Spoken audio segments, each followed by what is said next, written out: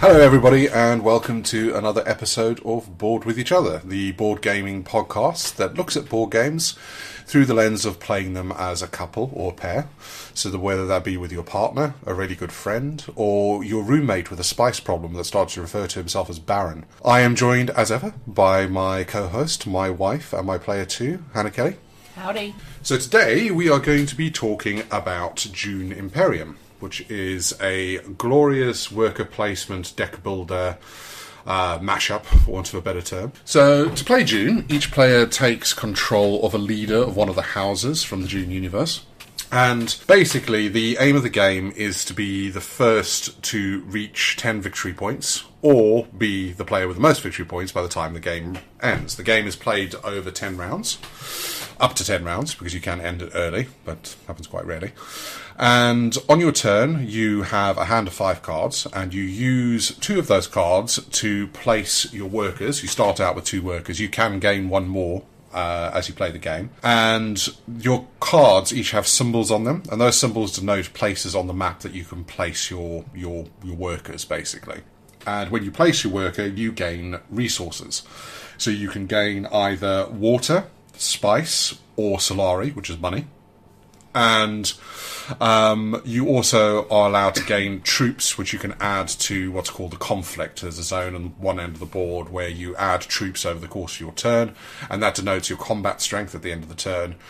The victor of that combat takes the prizes that are on offer every round from a deck of 10 cards. So you have 10 cards that basically tell you what you're fighting for that round. You also have 4 faction areas on the board, which is the Bene Gesserit, the Fremen, the Spacing Guild, and the Emperor. And your cards also allow you to place workers in those spaces. When you do place workers in those spaces, you gain influence with that particular faction.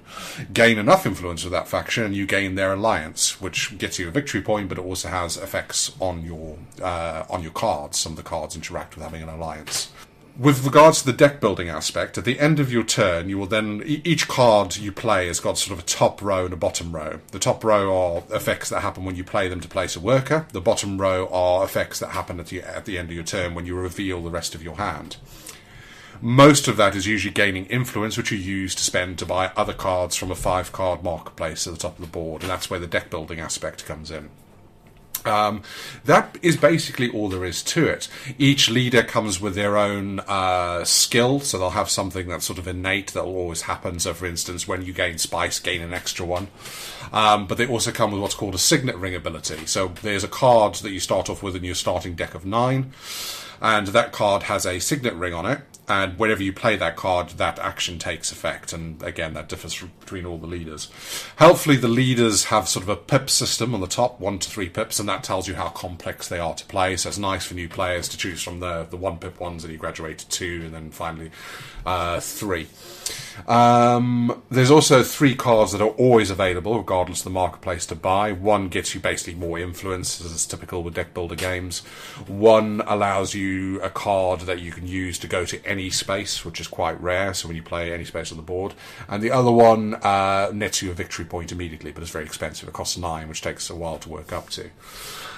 There is also something called a mentat. Those familiar with the Dune universe will know what that is, but there's a space on the board that you can pay to place a worker there, and you basically get another worker and an extra card for that turn. So it's a very, very powerful action to take. As I mentioned earlier, you can at some point pay enough money to get a 3rd worker, so that extends your turn. And there's also another space where you can get a seat on the High Council. Once you pay to do that, you place a worker there, you get extra influence at the end of every turn, so it sort of upgrades your deck building and card purchasing abilities. I think that's basically it, rules-wise, as a nutshell. It's a game that looks rather complex when you first pull it out, but in reality it's actually quite simple. I suppose what I would add is that this is a game designed to be played with 3 or more players, but what they've done is they've introduced House Hagel, yeah. In order to make it appropriate or make it playable as 2. Yeah. And what happens is you have a third... player on the table, if you like, Yep. who draws from a stack of cards, obviously randomised, and they will take their action accordingly. So they will go and take up one of those spaces. They will also add troops to the conflict, and it also, when it comes to end of conflict, you're able to buy things like intrigue cards and things that will help pump up your Your combat strength. rating, Yeah. and they've also got cards on part of their card that allows them to do that as well. So they actually become a fierce competitor, Yeah. and can also mess up with your plans Yeah. quite substantially. And I guess that's how they balanced it to make it suitable for 2. Otherwise, they wouldn't be. It wouldn't work. I mean, you theoretically, I think, could play as 2, but I think it'd be a bit too open. But without it, I mean, it's an optional thing, but I think it would make it too open. It's an automata, basically, for those familiar with it. They've sort of included that within the base game. I've just realised that what I've been calling influence is actually persuasion. I always make this mistake during the game. So persuasion is the currency used to actually purchase cards from the market, not influence. Sorry for that confusion for those sticklers out there. Influence is what you use to increase your reputation, if you like, within your different factions. Yeah. That then gives you additional awards and victory points. Yeah. Hannah also mentioned intrigue cards, so there's another deck of cards that you gain through various powers or places you go on the board, and these are separate cards that you keep in your hand that have a multitude of different effects. You have plot cards that you can use at any time. You have cards that add to your combat strength, but you also have game end cards that you can just keep in your hand, and at the end it will actually net you more victory points. And tactically, that's one of the deepest parts of the game, is sort of hanging on to those cards and working towards that, so you can sort of surprise your opponents at the end by gaining a few more points and probably putting them to the post, as you did in our last game. So I guess just a little bit about sort of worker placement and deck building games, and I think this is an IP based game, and I think with IP based games it's worth talking about sort of relationship with the IP. So worker placement games, I think aside from Carcassonne, we've not really played any before this, have we? Scythe. Oh yeah, Scythe, yeah. And arguably Stardew Valley. I don't know if I call Stardew Valley worker placement. Okay. But fair to say we're fairly newbie to the whole concept. I know there's 101 games out there that are like that. But is there an element of engine building to it as well? So the idea that you obviously get your third agent, so your third worker, the fact that you can get a seat on the High Council, which means you tick over 2 persuasion every turn. Yeah, I think you're right. Yeah, there probably is an element of that. Very Probably small engine builder light. But yeah, I think what it does, it fuses all these mechanics that you often see on their own in games, so worker placement, engine builder, deck building, and it fuses them into one glorious melange. I think what was quite interesting is the first couple of times we played it, we were still obviously getting our head around the rules and mechanics and stuff, but actually we both said, don't really know there's much to it in terms of the deck building. There's a huge big deck that you can buy from, and I think then this third game we had after that, it kind of all clicked into place. Yeah. And we're like, actually no, this is really significant and really important. I think one of us leant into it really hard, You leant into it. and it completely won the game. So yeah, it's interesting. But it's a real sort of blend of games in one. So if you like one or all of those, it's a really interesting proposition. I think it's worth saying that I've been an absolute sort of geek fanboy of the Dune universe since I was a teenager. So It's a very long time ago. it's a very long time ago, which is also a very long time to be a huge fan of something. I love the books, and You obviously had a lot of hype when the movie came out. yeah, the movie sort of was the book coming to life that I always hoped for. Snap review of the Dune Part 1 movie that came out a couple of years ago. So I think that had some influence over my excitement to buy this. I will say, though, I'm not immune to getting an IP-based game that sucks, and I won't just like a game because of the IP. Firefly, I'm looking at you. Not a fan of Firefly, the board game, God, at all. awful. And I absolutely adore Firefly and the Firefly universe. So it doesn't scrub out my critical eye, for want of a better term. I can still hate on something even though I don't like the IP. So I just wanted to get that out of the way, because this is, whatever I go on to say, this is not just me fanboying over the IP. I will look at this as a game, not, as a piece of something from a universe that I love. Anything else you want to add? I feel like I've been... So we don't have any of the expansions to go with it. No, we we're don't. just talking about the base game, and I think what we've talked about is that maybe once we've got both the expansions, 2 expansions? Yeah, it's 2 expansions at the moment. Then we'll probably do another podcast, either as a bonus content or as Or a as full- freestanding one, yeah. reviewing those. But we felt that actually it's still new enough, I think, to review it as is. And also strong enough as it is, I think, to review it as it is. Yeah, absolutely. I think this is one of those cases where we definitely do want the expansions, but I think the expansions... Out of print. Well, it's currently out of print. Between print runs is not out of print, so I'm waiting very patiently for those to come back. And I think from what I've heard, they changed the game enough, or add enough to the game to probably warrant a second visit in podcast form some point in the future. So keep an eye out for that if that's what you're interested in. I think we will loop back to it.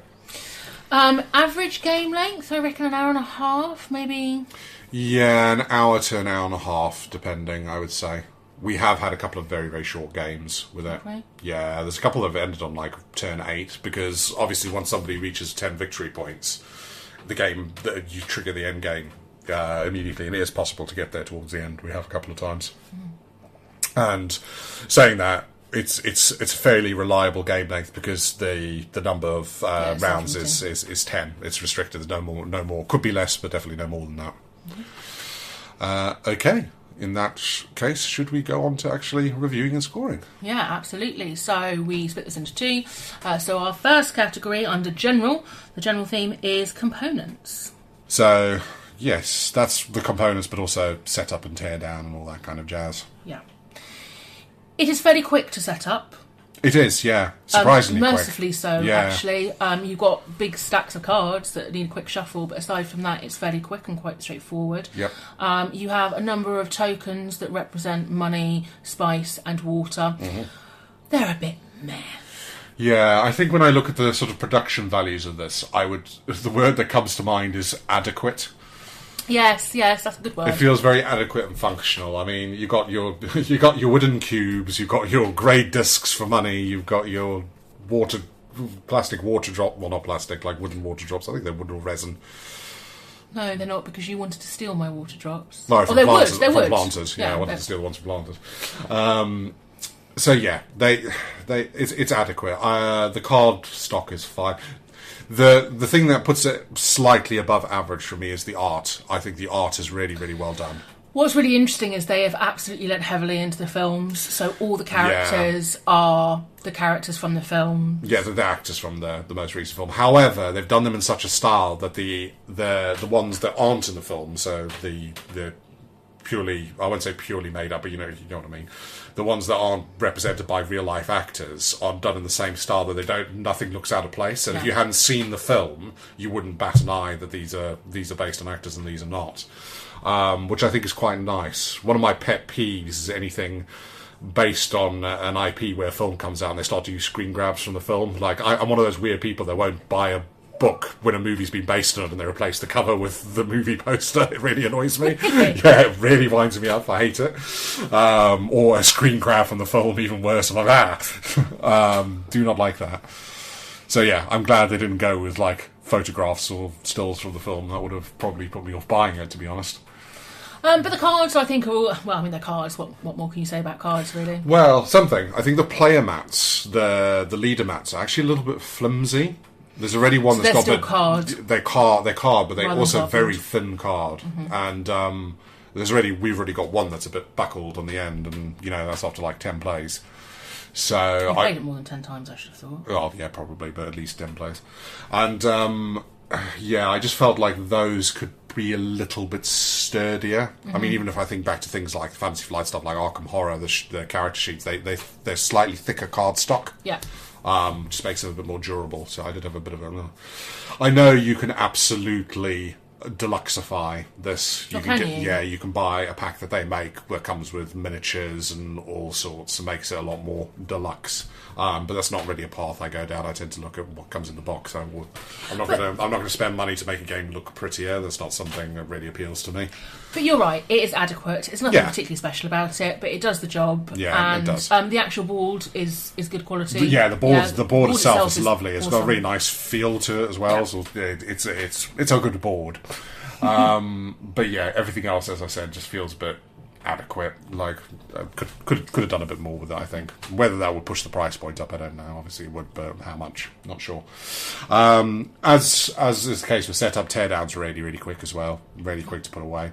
And it does one of my favourite things. It comes with its own baggies for everything, which is nice. So you can, as soon as you get out and punch it, you can separate everything into the But equally, there aren't a huge number of components in that sense. Not. So it's not like you need loads of board space or space in the box to separate things out. You just put your little counters into little plastic baggies. One thing it absolutely could have done coming with, though, is like Scythe comes with and like Arc Nova comes with, an organizer for your different currencies and your spice and whatnot, because it all just comes in one big clump, and a few little plastic trays would not got on this. Yeah. So with that, all that said, I'd probably give it a 7. I was hovering around a 5 or 6, but the artwork is really cool, so I bumped it up a bit. Exactly the same. I thought it was lovely that, again, it had the film characters, and I scored it a 7. What I would also say is, again, it fits really, really easily on our 2-leaf table. So it's a 2-leaf version, yeah. It's not a table hog. So it doesn't. Yeah, it's not a table hog, No. and we could probably do better with the way in which we organise it. But actually, yeah, it doesn't take up a huge amount of space. Yep, absolutely agreed. So our next category is complexity. And under complexity, we talk about things like how much we argue about the rules, analysis paralysis, which is, my normal handicap. But also I think it's worth mentioning that just because a game is more complex or less complex doesn't mean we score it down. It's about how appropriate the complexity is for the type of game it is. Yeah. We're never going to score a heavy Euro 0 because it is a heavy Euro. Or 10 because it's a heavy Euro. Yeah. Depending on what floats your boat. It's how well it serves the game. Is the gameplay served by the complexity of it? So where did you go with this? What did you think? Well, what I think is, out of all the games I have ever played, I find this the perfect marriage of complexity and gameplay.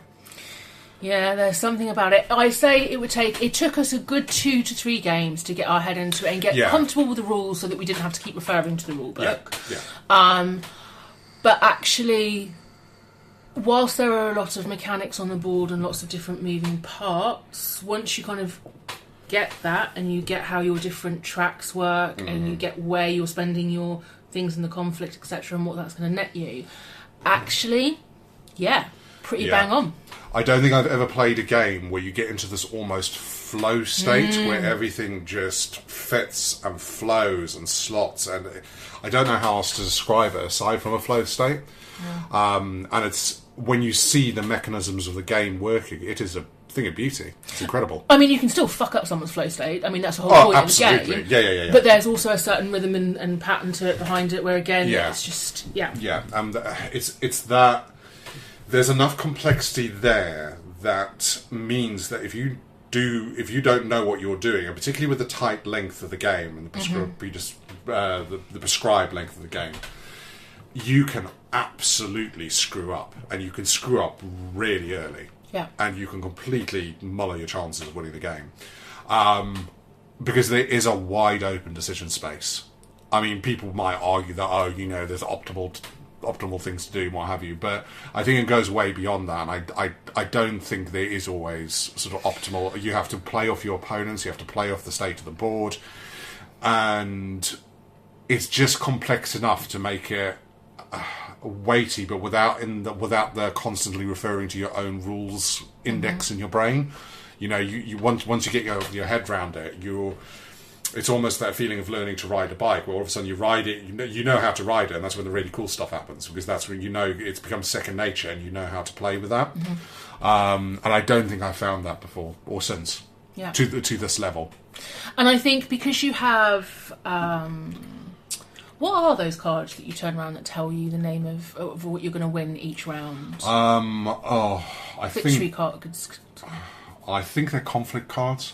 They can't be conflict cards. Anyway, you've got these little cards, they're small little cards, and you turn one over. Some of them are randomised, some not randomised. Yeah. And they tell you what you will win if you win the conflict at the end of that round. And so it's thinking about making strategic decisions about whether you go all in because at this point you really want it and you really must win it, versus what's your opponent going to do, what's their board state like, and can I make them waste a load of resources on something that I don't even really want, but just sort of bluff your way into it, and that's where it gets really strategic and really quite good and got quite heated. Again, one of those things. I don't know that it's easy to pick up. I definitely think we're seasoned board gamers, and it took us a little while to get our heads around it. Yeah. But once you have picked it up, the level of depth that you get out of it, I think is absolutely astounding. You suddenly stare down into the abyss of depth, don't you? You're just like, wow, this is insane. And why I think as a two-player, and we'll come on to this, why House Hagar is so important, because otherwise you wouldn't have that element of random taking away options on the board. And she's absolutely screwed us over numerous times before. But that's the point of the automata in this, is not to actually be a competitor, really. It's to be a spoiler. So it messes with your plans in a way another random person around the table would do. Which brings me then to AP.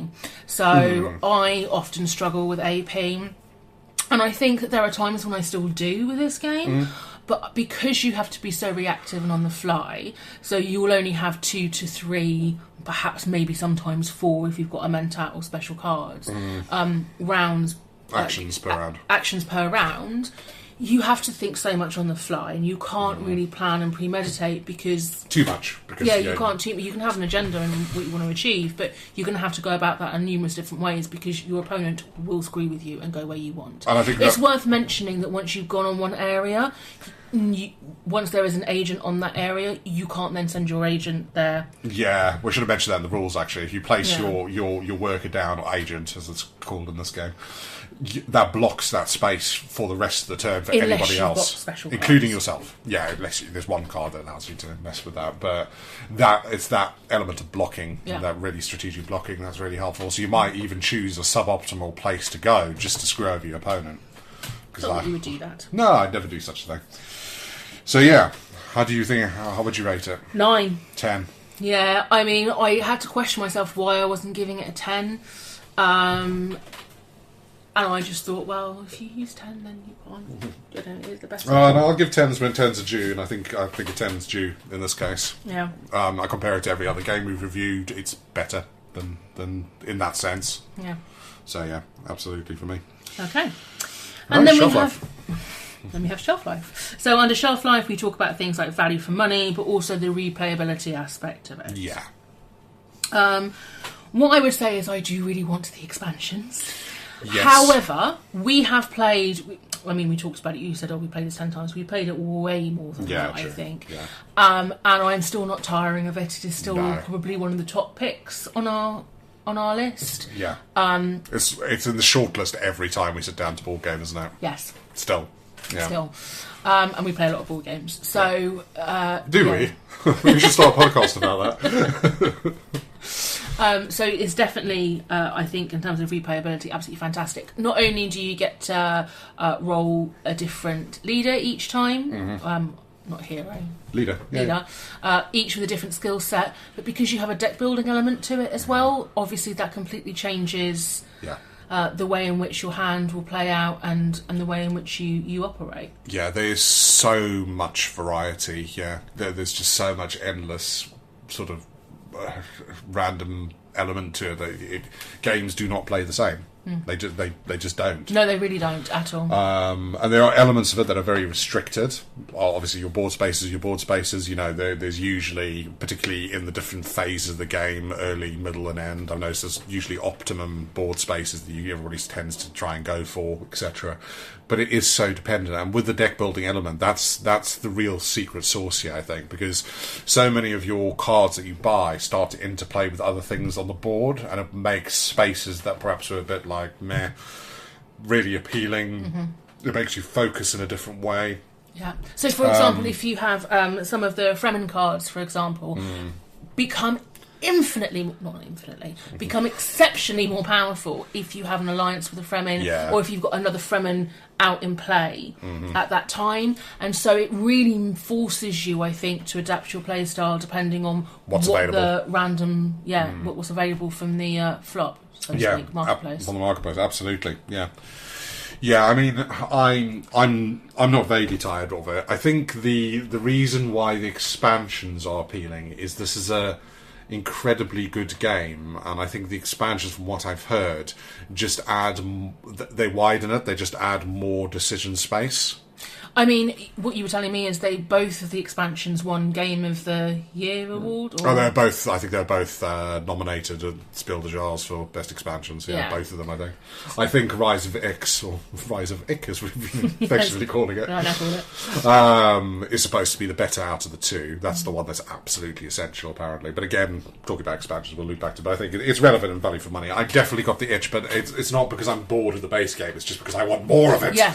You know, I find expansions come in those two camps. I'm bored, I want to breathe new life into this, or I love this so much I just want more of it. I want it to be bigger, which is what I want for this. Yeah.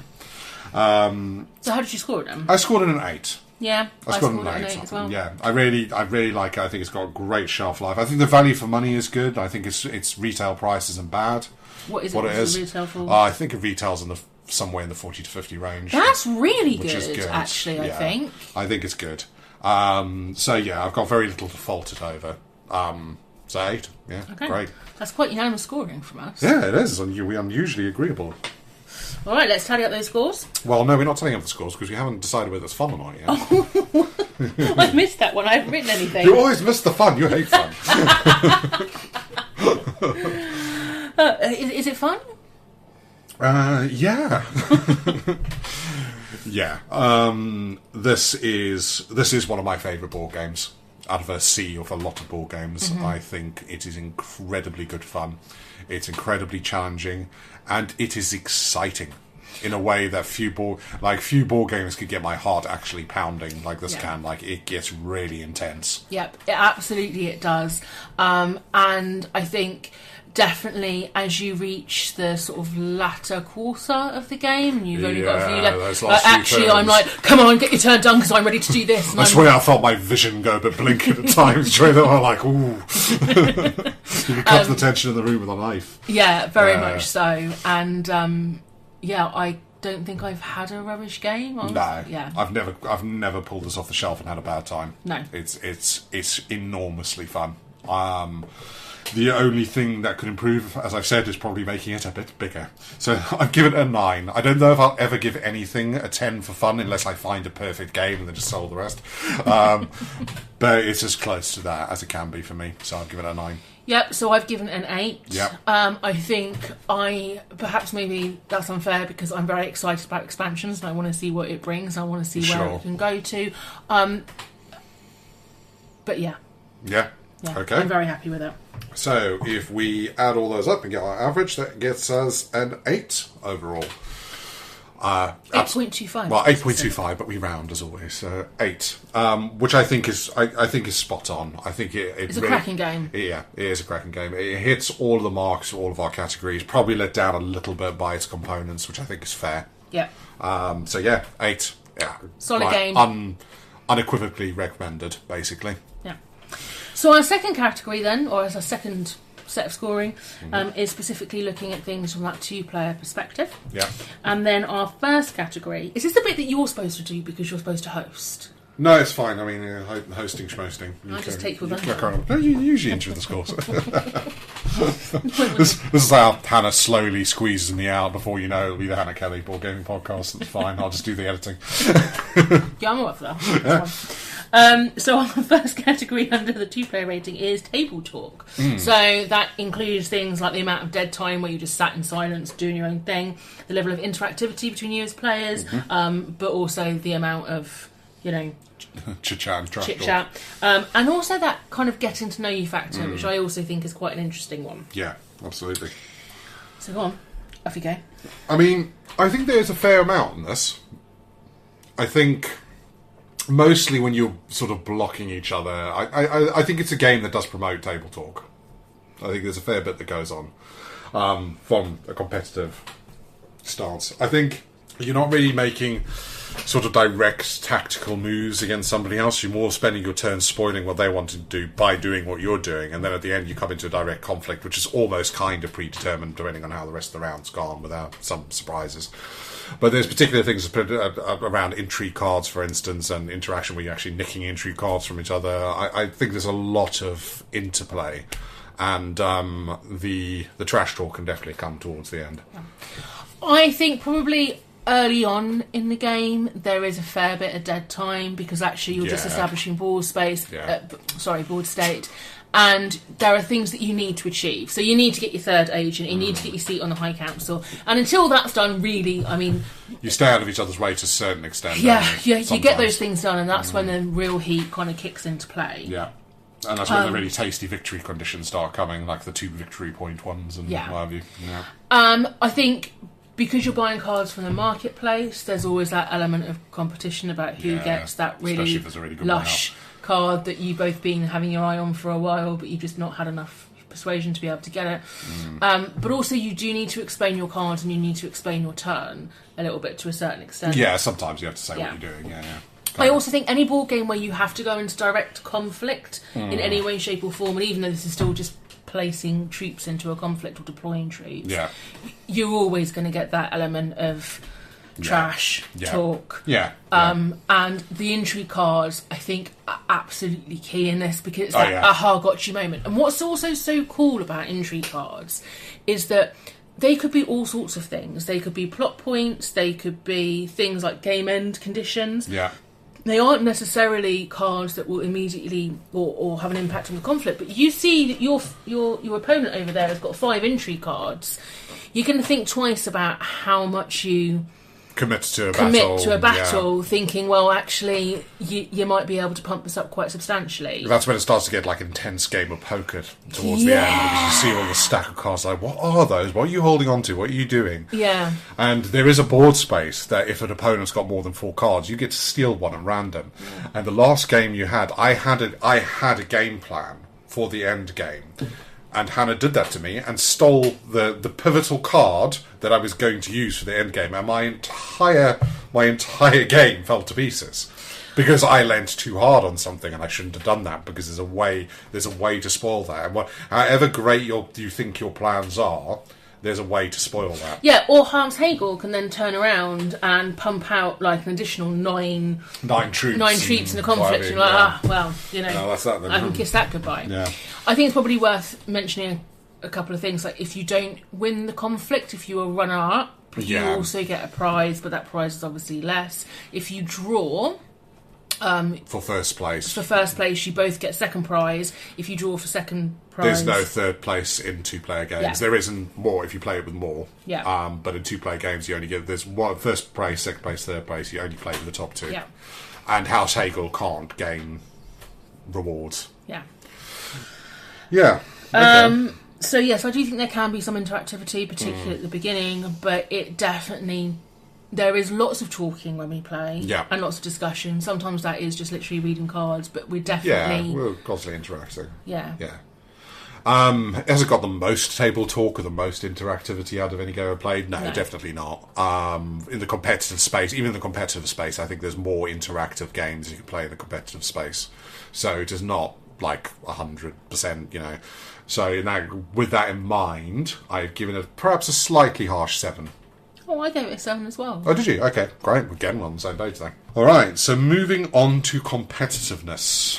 How competitive is this game? I think we've alluded to this already quite substantially. I have to say it scratches a competitiveness itch that I don't think many other board games really hit for me. Yeah, no, definitely. To begin with, again, when we first started playing it, perhaps less so, but now, definitely, those last turns are nail-biting.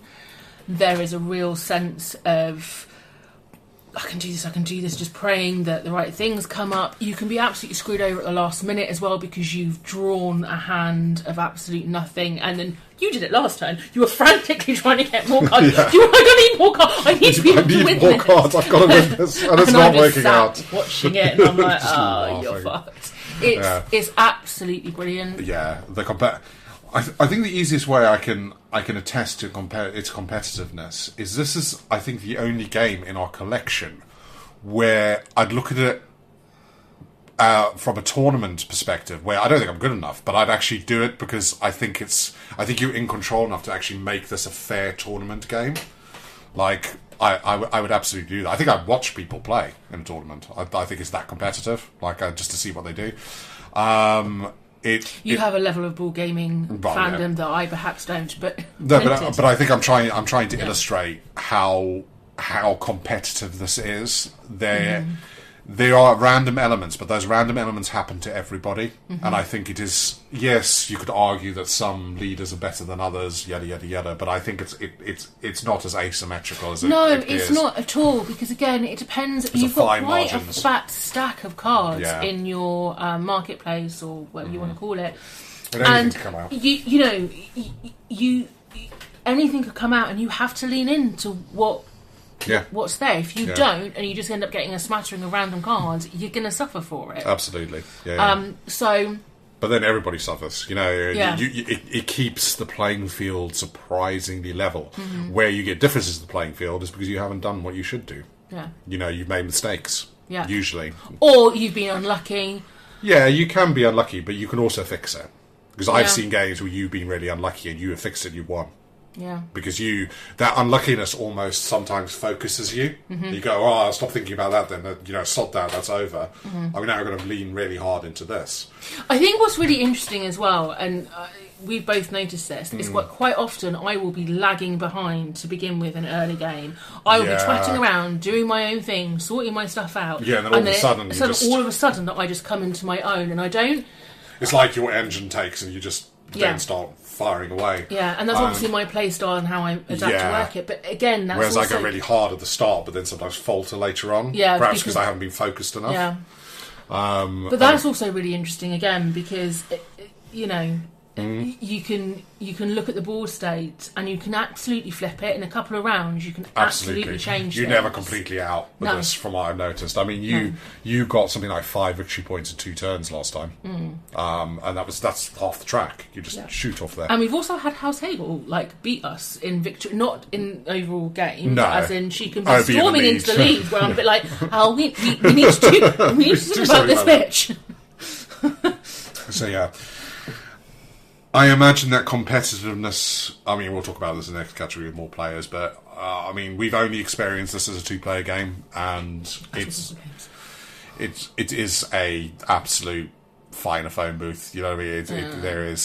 It is intense, and it is fiercely competitive. And yet, do you know, there are other games where I've got really cross that you've won. We're not going to talk about... Yes, but let's talk about Scythe. Scythe, yes. There are games where, when we play competitively and I lose, I get my knickers in a twist.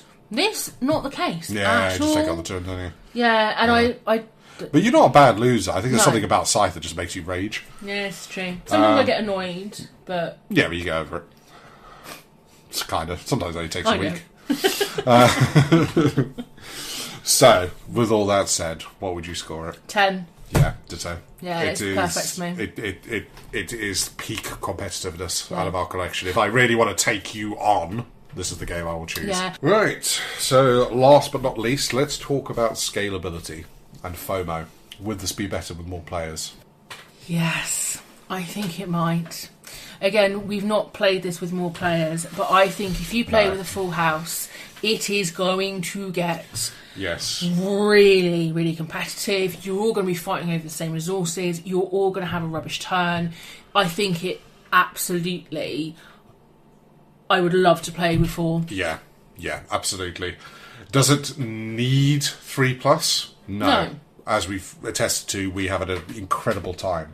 Do I have FOMO? Yes. Absolutely yes. Yeah. I think if there was a board game meetup near me, this is the one thing I grab off my shelf and go off running. Yeah. Because I desperately want to play this with 4 people. I think it would be an incredible experience. Yeah. So yeah, I mean, there's not much more to say on that. I just think it would make a great game even better. Just put it into the transcendent category for me, I think. But it's not an absolute requirement, so I've gone for the 5 because I just think, does it need it? No. Does it want it? Yes. Yeah. So I was a bit more generous, and I said 6 because I think I still hit all those points. I still get that intense level of competition with you. Yeah. We still get a third dummy character screwing up my plans and my agendas, and she really can sometimes. Do I think I'm missing out anything? No, but would it not be much better experience as a 4? Yeah. So, yeah, I gave it a 6, a bit more generous than you. Fine, yeah, and I think there's probably a level, particularly of tactical. I think the tactics with 3 or 4 people would be quite different because you'd have not just a spoiler, you'd have an active participant working against you. Yeah. And I think you'd have to, whereas we tend to hit the main slots and the main, the typical areas, I think you'd have to think so much more creatively outside the box about where you go. Yeah. And I think that would then make some of the currencies more important. Scarcer. So we often talk about how there's an awful lot of, like, spice is your main thing that you spend. Money becomes somewhat redundant after a certain point. Which the expansions fix, apparently. Yep. But I think it would just make everything so much scarcer, and you'd have to make it count for so much more. Yeah, and you also get kill the king scenarios, because if somebody's gone off into the lead, you'll find players ganging up to wreck their plans to bring them down, which sometimes has weird adverse effects. You never know. So I think a 5 is where I put it. Yeah. Okay, so that gives us a 2-player pair rating of 7.5. So 8. So 8 in that case. We'll round it. I imagine some people are gawk at that score for 2 players, because I know some people are like, oh no, it's not very good with 2. And, really? I solidly disagree. I think as a 2-player game, I feel more comfortable with a 7 than an 8, but that's what it's come out as, so we'll go with 8. So an 8 and an 8. Cracking game, cracking as 2-player. Yeah, absolutely. Probably would be better with 4. Yeah, I mean, it'll probably just be 10 and 10 with 4 players, but you know. Right, so thank you very much for joining us for another episode. As always, if you listen to us on your social media, not social media, your podcast. I mean, you can try and listen to us on Facebook if you want. Yeah, I wouldn't advise it. Don't give Zuckerberg money. On your podcast medium of choice, please do leave us a review. We don't have many, and it'd be very nice just to have a few up there. But until next time, have fun, be good to each other, and play lots of board games.